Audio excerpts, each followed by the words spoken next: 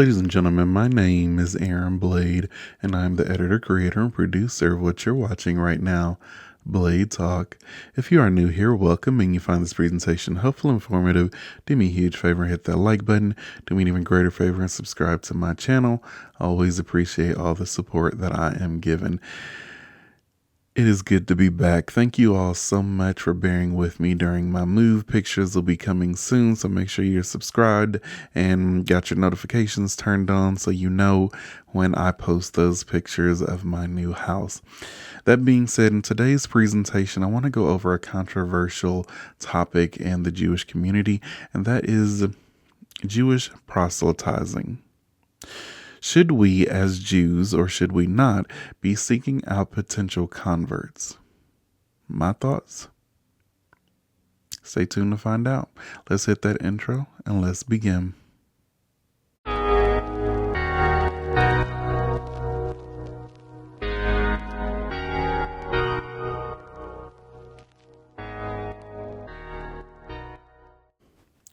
Okay, I wanted to go over this topic because I've gotten some emails and comments about should Jews seek out converts, potential converts. And I know that in the Jewish world, the Jewish community, there is this misconception that seeking out converts is frowned upon. It's against Jewish law. Now, according to my studies, there's nothing in Halakha or nor the Torah that prevents a Jew from seeking converts. As a matter of fact, it states the opposite. For example, in the Gemara, Rabbi Eliezer states that the reason we're in Gullus is to seek out converts. There's a midrash that states that Abraham Avinu and Sarah converted men and women in Haran. So there was a time when proselytizing was considered okay in Judaism. And again, there is no halakha that I know of that states that you can't. Now, my personal belief on proselytizing. I support it. I do. And the reason is because I feel that Jews have an obligation to spread our light. And to me, that light is the Torah. So we should spread the Torah and teach others about the Torah. Absolutely. I believe that it is the best way to live. And among the Abrahamic faiths, it is the foundation. Christianity and Islam trip over themselves trying to justify their existence. But all you have to do is ask the average Christian or the average Muslim one question and it falls apart. And that is, why does the Torah need a sequel? Why did it need an add-on? Why did it need a New Testament? Why did it need a final testament in the Quran? And especially with Christianity, you'll find yourself listening to someone who has low self-esteem. That's why I feel Christianity has become as large as it is because it exploits humans' greatest fault. Self-esteem, the way that we feel about ourselves. So the average Christian leader will tell you that you're not good enough. You're not worthy of heaven. You're not worthy of God's love. That's what they beat into Christians' brains. You're not capable of saving yourself. You're dirty, you're sinful, you're flawed. And the way that they justify their religion is they point to a man or man God, Jesus, and they basically tell you that this man is better than you. He's perfect. He's perfection personified. He will, out of the kindness of his heart, intervene on your behalf because you can't do it. When you look at Islam, even Muhammad had very little answers to why the Torah needed a sequel. Muhammad himself stated that to the Jews, why are you coming to me for judgment or advice when you have the Torah? So Muhammad openly admits that the Torah contains the will of God. Now, what I'm against is what Rabbi Tovia Singer does. And he's a phenomenal rabbi, has a wealth of knowledge. However, he pokes holes in Christianity and that ideology and then gives them nothing to fall back on, with the exception of the 7 Noahide laws. And the reason I disagree with that approach is because, contrary to what many think, it is better to be a Christian than it is to be a Noahide. And the reason I say that is because Christians, whether they realize it or not, perform more mitzvahs than a Noahide. As a Noahide, you are bound by 7 laws. At least as a Christian, you are attempting to be Christ-like. So you're taking on more responsibility. Me personally, when it comes to proselytizing, again, I support it 1,000% because I believe that if there were more Jews in the world that took Judaism seriously, it would change the perception of many. I mean, even when someone converts, and I greatly appreciate converts, what it does is, once that conversion is done, their family, their friends have to deal with the fact that they now have a Jewish family member or a Jewish friend, and it raises awareness to when anti-Semitism takes place, because now they have skin in the game because they know someone personally that could be affected by anti-Semitism. So I support seeking converts. I support teaching Christians and Muslims a better way.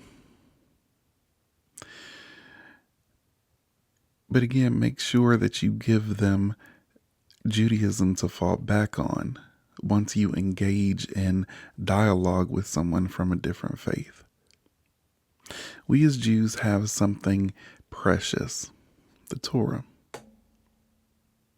And it does us no good if we're just only going to keep it to ourselves and act like it's a secret book club or a secret society. I believe that it should be for the world. And when Jews are called the chosen people, I believe that that's what we're chosen for. We're chosen to teach the world about Torah and what God wants from us. And for me personally, again, it is the best way to live. When you have these morals and values to aspire to, when you have purpose in life, that is when we as human beings thrive. Because I think that every human being needs purpose, because without it, we see essentially what takes place. There was a decline in religious activities, church membership, synagogue membership, mosque membership, because there was this secular idea that you didn't need God. And what we seen was people that reject the concept of God essentially fills that void with something else. A career, children, man, woman, government. They try to fill that large gap with something, and it never quite works out. And we've seen that with the whole woke culture. People were seriously debating that a man can't be a woman and a woman can't be a man. That was called into question. People Googling things, doctors getting involved, etc., etc. When you strip purpose, when you strip away God, you're lost. Now, that's not to say that some that are atheists will go their entire lives and they'll be fine. But what I notice about atheists is that when it comes to atheism, and it's a fairly new concept, the idea that people believing that there is no God. Now, agnostics have been a thing. I don't know, maybe there is, maybe there isn't. We don't have evidence to support or proof to support one or the other, whatever. But to arrogantly say that there is no God, this idea of atheism, is only a couple hundred years old. And what I found is that they're big on trying to convince others that there is no God, even poke fun at the Bible, etc., etc. But when it comes to the morals and the values, they're in support of it. Many atheists will still enroll their children in religious schools to get those values and those morals. So you deny God, but you still live according to his morals and his values. I find that interesting. Nevertheless, when it comes to converting or telling people to convert, and whether you're doing it for a better connection with God, I even support doing it for marriage, as long as the household is going to be Jewish and the man or the woman takes it seriously. I believe that it is a really good thing to try to convert people. You have something amazing, and you should share it. I believe that the Torah is divine. And as I stated before, I'm careful with what I say is divine. What I mean is the laws. I don't believe that when Moses came down, he had the book of Genesis and Leviticus and the book of Numbers and the book of Exodus and the book of Deuteronomy. I don't believe that. You'd have to have a lot of tablets for that. What he came down with were the laws. The laws that are in the Torah, I believe, are from God. I don't believe that my ancestors were walking in the desert reading the Torah or this 5 books of Moses as if it were an almanac. Oh, this is going to happen now. Oh, the spies are going to go out and then we're going to get punished. And no. I believe that the laws within the 5 books of Moses are from God. Don't steal. Don't murder. Be honest in business transactions. Keep Shabbat. Love your neighbor as you love yourself. Don't seek revenge. Don't gossip. Honor your mother and your father. Those are from God. And it lets us know what God expects from us. Furthermore, it tells us how to treat our fellow man while we're here on this earth. It shows us a way to make the world a better place. So even when atheists, some Muslims will try to disprove the Torah, notice that they only point to the narratives. How could Adam and Eve populate the whole world? And they're, how could this be created before this? And they constantly poke holes in it. And I just give it to them, fine. But the laws that are within the Torah make for an amazing society. United States of America is the richest, most powerful nation on earth. Why do you think that is? Because at its core, the foundation of it are Judeo-Christian values. Are those morals? Are those principles? That's what makes the United States of America as amazing as it is. As much as some try to deny that fact. But you see in other countries and dictatorships and regimes that the people aren't treated as well. China, Russia, North Korea. They don't have the same biblical values. So I don't try to persuade people or convince people of the Torah by supernatural claims or anything like that. I state that in the end, it works. You can have an amazing functioning society based on the laws in the Torah, which is what I believe those laws were meant to do. We were a nation. We are a nation. And it tells us how to conduct ourselves.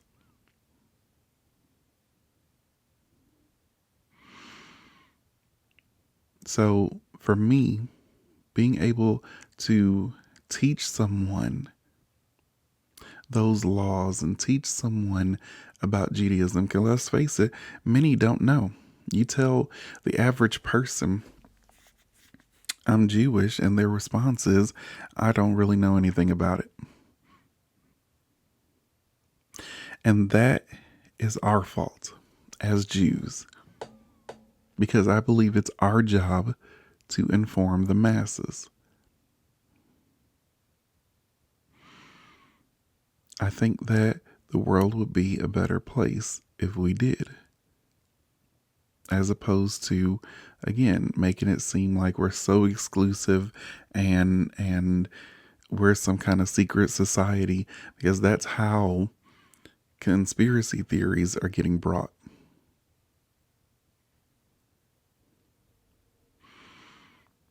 I think that you should educate people.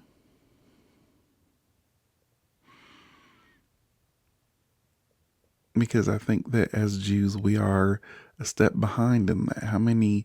You go on YouTube, how many pastors or priests are debating other pastors and priests? How many pastors are debating imams or Muslim leaders?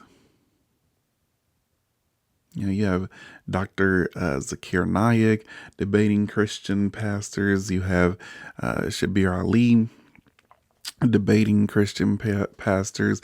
You have an exchange and dialogue. And then you have the Jews that are so exclusive and don't want to get in the ring, and we just keep everything to themselves, when in actuality, I believe we have the truth. It is the original. It is the foundation. Judaism can stand without Christianity and without Islam, but neither of them can stand without us. So we have a common foundation. And then you just get into the idea of, why does the Torah need a sequel?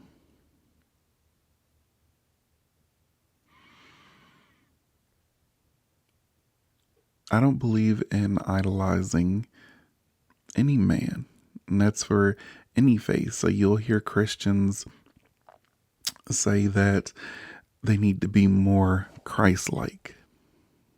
They idolize Jesus, so they want to be as close to Jesus or be like Jesus. You hear Muslims that will pray the same way that Muhammad did and do certain things the same way Muhammad did. I don't believe in idolizing any man. I think that Moshe Rabbeinu was the greatest prophet that ever lived. I think he was amazingly humble, a great teacher, a great leader. But I'm not trying to find out how he ate so I can eat the same way, find out how he used the bathroom so I can use no, I don't believe in that. I don't idolize men. I do my best to live according to the Torah, and I challenge myself to add on a new mitzvah each year. It's not how far we go in life, it's how we get there that truly matters. And you understand that it is what you do with the gift of life that determines who you are. I don't believe in this idea of a Jewish soul, quite frankly, because I believe it is a bigoted idea. Because no matter how you slice it, when you're telling someone that isn't Jewish about this concept of a Jewish soul, it makes them feel like you're better than them. You were born superior to them because of the soul that's inside you. And people have tried to spin it and flip it so that it doesn't come out that way, but in the end it does. I believe that all of our souls are equally precious, and it's what we do, it's our actions on this earth to make it a better place. That's how we're judged. That's how we're what determines our value. It's how we treat other people. I don't care what soul you have. And quite frankly, I believe that Kabbalistic idea has done more harm in the Jewish community than good, because now you have secular Jews walking around claiming that they're Jewish because they have a Jewish mother, therefore they have a Jewish soul. So I don't need to do, the mitzvahs and whatnot. I'm special just because I have a Jewish soul. And then you have you know, it removes the whole idea or concept of converting, because people will say that, well, you're not really converting.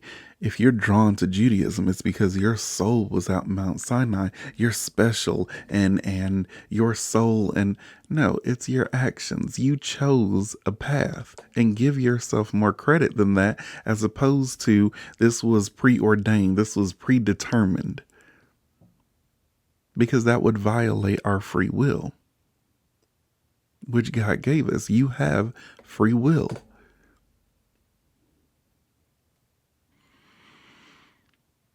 So for me, I believe that converts are very important. They're very special. And I don't like the way that some discourage potential converts, try to dissuade them from, I believe that what Holocaust states, you ask them, don't you know what we're going through as Jews? We're hated, we're despised, we're looked down upon, etc., etc. If you have someone that realizes that and yet still wants to be Jewish, Holocaust states that you convert them mi'ad, immediately. And the only conversion in the Talmud that we have is Rabbi Hillel, and Rabbi Hillel converted someone based off of false pretenses. That he would be a high priest, that he would be a leader and teacher, and that he would learn all of Torah by standing on one foot, etc., etc. Rabbi Hillel converted him. I think that the world needs more Jews. And I, like I said, am against the idea of trying to push potential converts away, because you don't know where they're going to end up. When they came to you seeking a connection with Hashem sincerely, and you decide that no, you don't want this. This isn't for you. Go. Just adhere to the 7 laws, and then you have a Christian or a Muslim that come absolutely and with with open arms, they welcome them into the fold, and now we lost someone that could have been an amazing Jew.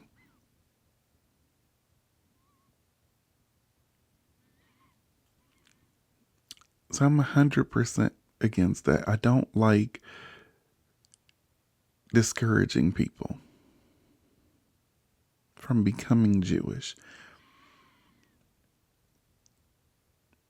At the same time, I understand that we need to do conversion correctly and by halakha.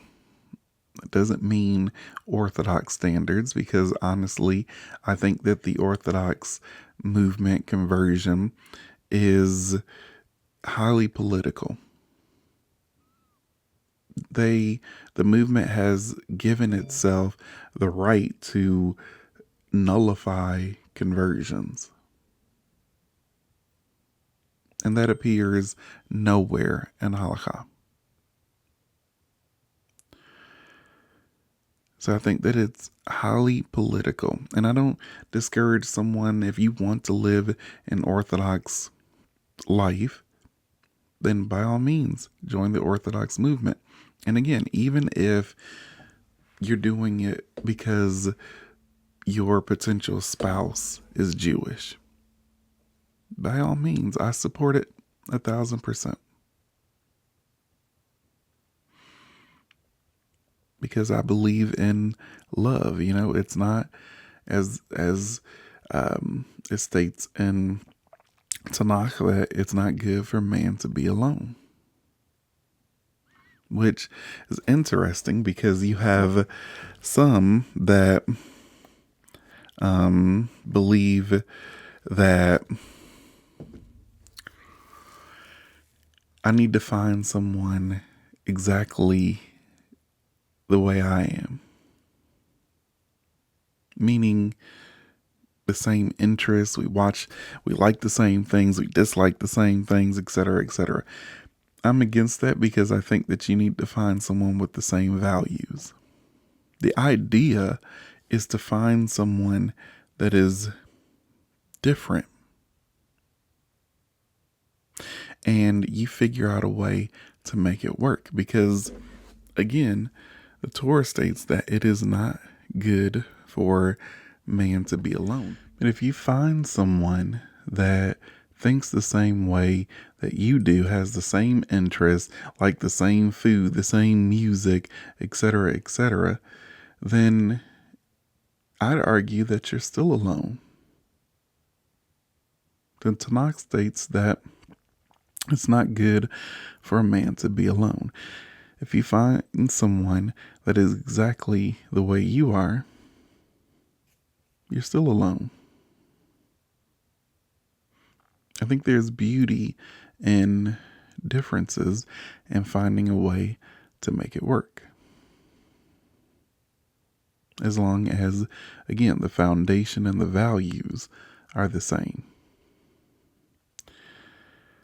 So when it comes to proselytizing, I'm not advocating for, what the Hebrew Israelites do and yelling at people to try to scare people into, now you leave that for the Christians and the Muslims, this whole concept of a hell and whatnot. Instead, do it out of love. Present a better alternative. One that doesn't have this eternal damnation. One that doesn't have this idea that you're nothing. You can't, attain salvation. You can't overcome your sinful nature and whatnot, and something that doesn't poke at your self-esteem. Offer them something out of love. If you want to get close to God, if you want a better connection, this is how you do it. You don't need a scare tactic or anything like that. This is how you do it. And I believe that that is more genuine. It's a lot better. It changes the way that someone thinks. So I support Jewish proselytizing. Again, there is evidence in the Gemara, there is evidence in Midrash that support the idea that we did at one point in time see converts. Then Kabbalah came, and to those that know me from this channel, I do not believe in this mystical concept of Judaism, the soul and the Sephiroth and all of that. Like I don't buy that at all, because I don't think that you can run a nation based off of it. Even when the Great Sanhedrin was here, they couldn't rule on anything that was metaphysical. They dealt with physical laws. But what you believe, and especially if it's ambiguous, I find it optional to believe. I don't believe that in the Torah, one time that God punishes people for what they believe. That's a Christian idea. God punishes you for disobedience in what you do, but it's your actions that you're judged by. Your beliefs, that's on you. There's 613 laws that Jews are commanded to abide by, and not one of them even commands us to believe in a Mashiach. And it would make sense, because the idea of belief won't be an option when the Messiah comes. It'll be a fact. And that's one of the ways that I quickly diffuse, Christians and even some Muslims. I don't believe that the Nevi'im or the Ketuvim are words of God. I think that there is great wisdom there. I believe that there's great history there. But I'm very cautious on what I believe is from God and what isn't. Because I don't believe that Jeremiah walked around with the book of Jeremiah. I don't believe that Isaiah walked around with the book. I don't believe that Moses came down from Har Sinai with 5 books of Moses. I believe, again, he came down with the laws, and those laws are from God. The rest of it is just commentary and getting you back to the laws. Prophets were sent to individuals that didn't abide by the laws. But if you were a Jew and you were abiding by the laws, then a prophet does, did good. You're doing what you're supposed to do. And that's the way that I look at the Mashiach. I think that is going to be great when he comes, but for those of us that are trying to be better each year and adhere to the mitzvot, we can take it or leave it. We want to see peace in the world. We want to see the third temple built, to be able to go back to our home safely in Israel. But when it comes to the laws themselves, if you're already following it, then you got a head start. So when it comes to proselytizing, I say go for it. I say educate, Christians, educate Muslims, atheists, as long as it doesn't end in, someone insulting the other and whatnot. If you can exchange and dialogue without attacking someone's belief system. And that's where a lot of people I find go wrong, is they attack their belief system. And you got to be sensitive enough to understand that this is something that they were born into, or they've given their lives to for 10, 20, 30, 40 plus years. So you have to be aware of that and be sensitive enough and show empathy enough to be gentle about how you approach them. Otherwise, they'll get very defensive. The walls will go up and they'll stop listening. They'll tune you out. So be smart about how you choose to convert people, if that is what you want to do. And again, there is no halakha. There's nothing in Torah that states that you can't. And I think that the world would be a better place if we had more Jews. Especially when the introduction of Kabbalah, a lot of Jews are secular. They believe that their soul is Jewish, so they don't need to do X, Y, and Z. Converts don't come in thinking that. They want to do more. They want to live a religious life.